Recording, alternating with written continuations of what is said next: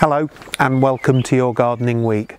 Well, with summer just around the corner, there's lots of opportunities for you to enjoy your garden and think about all the colour that's to come. There's loads of spring plants in flower at the moment, but in a few weeks' time we'll be bursting into summer, and then the fun will really start with huge amounts of colour from bedding and all those summer bulbs, and it's going to be a real riot this year, particularly with this spring weather that we've had, which has brought everything on so quickly.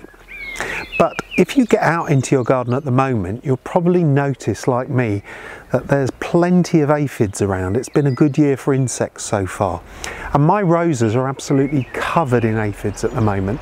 So keep a good lookout, and if you see any aphids on the foliage or on the flower buds, then use your thumb and forefinger to just wipe them off and crush them, and then put them on the bird table for a quick snack for the birds. Now, another problem that I have in my garden, and I'm sure that it's something that I've got in common with many other gardeners up and down the country, is the problem of slugs in my garden, eating my hostas and also my delphiniums. Now, over the years, I've tried to create a natural balance in the garden by encouraging birds to come, by being lucky enough to have hedgehogs, by having a pond that's got frogs and toads in it, and all of those will help to eat the slug population and keep it down a little bit. But those vulnerable plants still get munched. So this year I've decided to try slug.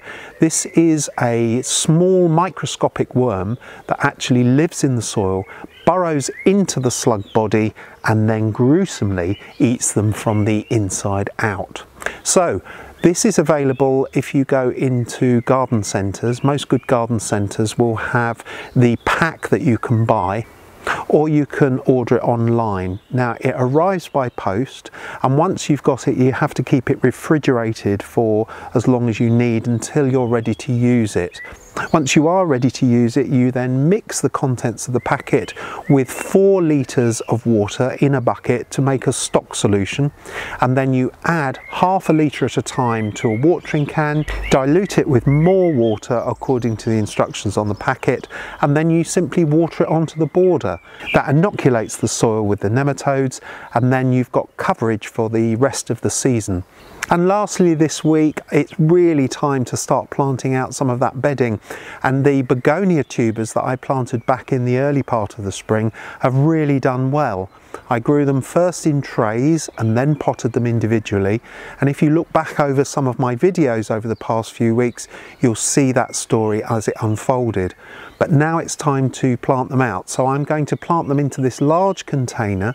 I've filled it with a peat-free multi-purpose compost with some added slow release fertiliser, and then I'm just going to simply fill this beautiful pot with beautiful begonias for the summer. So there's my roundup of what I'm doing in my garden this week. I hope you've got plenty planned for yours too, and great plans ahead for the summer.